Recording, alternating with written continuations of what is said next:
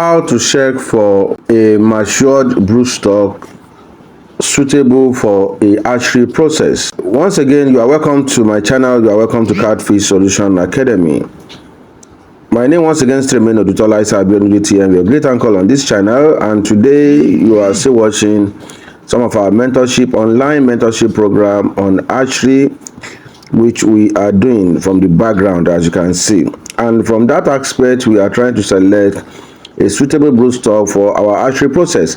So that is why I tried to tag, and I tried to teach, and I tried to explain more on how to check a matured broodstock that is highly suitable for an hatchery process. This is one of the major factors and major principle of success in catfish hatchery for those of us who really care to know.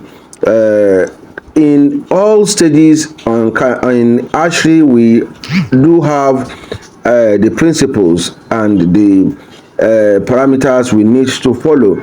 Based on our broodstock, we need to select a matured broodstock. If you don't know or carefully select a matured broodstock, I bet you your hatchery may not be successful.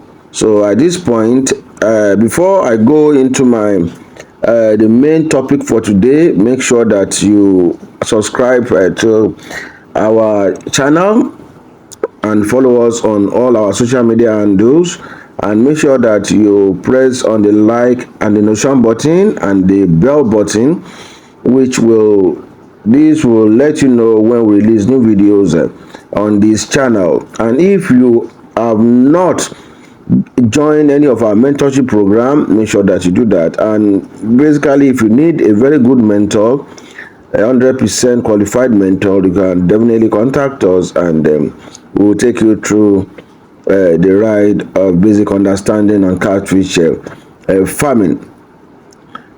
Selecting matured broodstocks for hatchery purpose is very crucial for ensuring healthy offsprings and overall production success. Here today, I'll be talking about just 10 ways to evaluate and check for suitable matured broodstock for a successful hatchery process. The number one thing you should check from the broodstock is the physical appearance of the broodstocks. This really determines on how healthy the fishes are. If the fishes are suitable or not, you first look for the appearances. That means you have to look for the robust, well-formed individuals.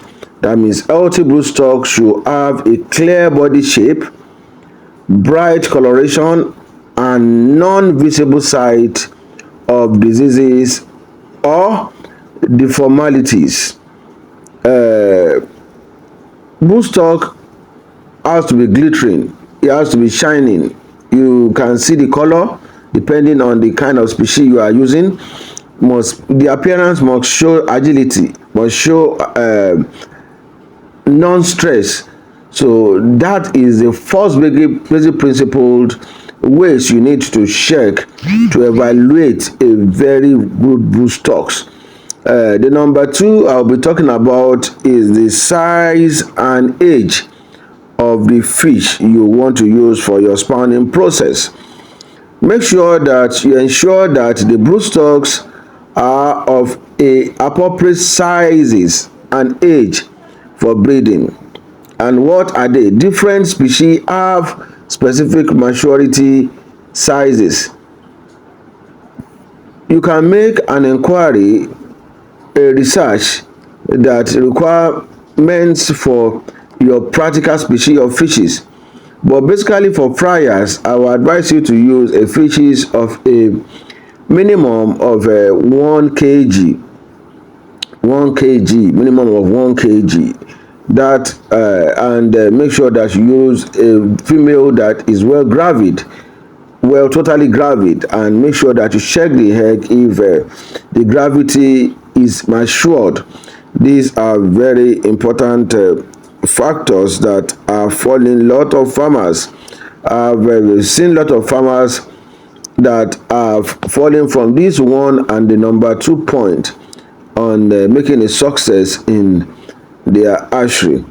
So number 3 I'll be talking about is the health assessment of the fish, of the breeder stocks, of the spawner. That means the parent stock you want to use. That means their health assessment. You have to conduct a thorough health check. You can look for any signs of illness such as lesion, unusual behavior, or lethargy, and consider performing health screening for pathogens. Simply, you can identify their health issues by their color. For the species of fishes you want to use. You must identify, like if you are using an Enterobancus, you should have known that Enterobancus is a little bit whitish in color, and if any sign of a coloration that you can see from them, you have known that this broodstock is not suitable for hatchery.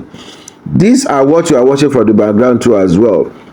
We are season for looking for a good broodstocks from the female broodstocks from the Claras Garipineos pure Claras line, and despite the gravity of the egg, you can still see us pressing out the egg, massaging the tummy, and seeing the kind of eggs, the color of the eggs, and the maturity of the eggs. So that's what you are watching from the background. Let me quickly go to the number 4 point, which I'll be talking about the reproductive condition of the broodstock. Examine the journals for signals of maturity in fish. For instance, swollen ovaries in females and developed testes in male indicate readiness for spawning.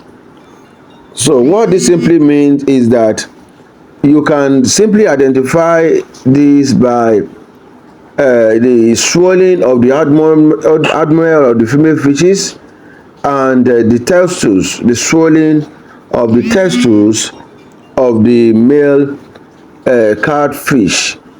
That is an easy way for you to identify their readiness. The number 5 I'll be talking about is behavioral observation. The behavioral observation of your breeder stocks. Monitor the behavior of potential broodstocks. Matured individuals should display normal mating behavior such as courtship, display, or nest building. Because of our time, let me quickly jump into the number 6, which I'll be talking about the genetics quality of the broodstock.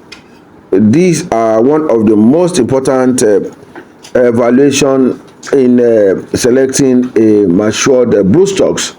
That means consider the genetics backgrounds of the broodstock using pedigree performances to ensure genetic diversity and avoid inbreeding. These are, maybe you have a farmer that have gotten from that place you are getting the broodstock, and you can confirm the genetics quality of the broodstock, that these stocks are really performing better. These are great ways in order to know for a very good and matured broodstocks. And again, select from the different parent stocks, not to avoid, this is just to avoid what we call the inbreedization. That means inbreed production in your hatchery process. The number 7 is the diet and nutrition. Ensure their diet leading up to spawning. Well nutritional broodstock produce healthier eggs and sperm. So ensure they have been on a balanced diet of feed. Number 8, my number 8 is environmental condition of the breeder stocks.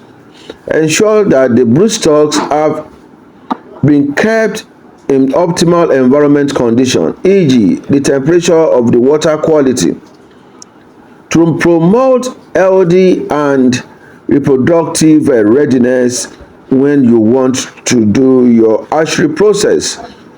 The number 9, I'll be talking about what we call the frequency testing. Assess the frequency of the broodstocks by determining the numbers and quality of egg or sperm produced in previous spawning event, if available. That is, if you have, I said it once, if you have a breeder, a hatcher that have testified about a particular fish, that maybe I bought this fish from farm A, and the fishes, when I use it for the hatchery, I have a total of at least 90 to 100% success. This will aid you in order to be sure that you are having a very good stock from a very good source. The number 10 and the last one is the history of spawning success. Review any historical data of the broodstock, past breeding success, including hatch rating and offspring viability. So I think this is what I just talked about now. By systematically assigning those factors which can identify mature broodstock that are not likely to produce healthy, viable offsprings in your hatchery. These are the guides that can guide you. These are the information that you need to be successful in catfish hatchery. Basically, that is what you are watching from the background. The background, I am overseeing testing broodstock, overseeing readiness for the spawning process. So if you need any of this mentorship, make sure that you contact me and I will tell you the charge. The charge is basically on your capacity and the strength. So I will tell you the charges and we can work on it, and I know successfully you'll be successful. And I'm very, very sure that all the points, all the guide you needed will be given unto you in order to prepare you for a successful hatchery. So if you have not gotten any of my journals, any of our ebooks, make sure that you contact me. I think we have a new ebooks available for now, which can guide you throughout your rearing process, your hatchery process, and I bet you need to be successful. You don't need to go for any kind of training, any kind of seminar.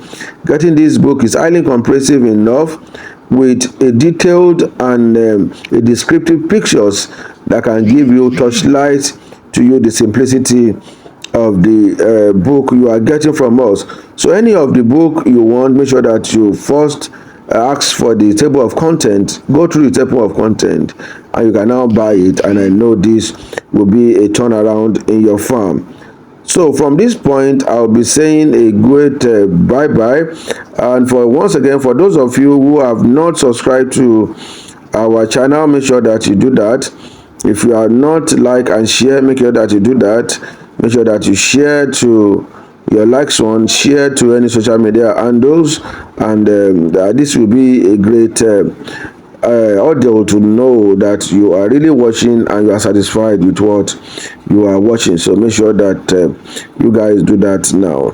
So from this point, I'll be ending this this program. You have to wait for the next episode. Once again, my name remains Odutola Isa Abiodun DTM, your great anchor on this channel. Thank you and God bless you all.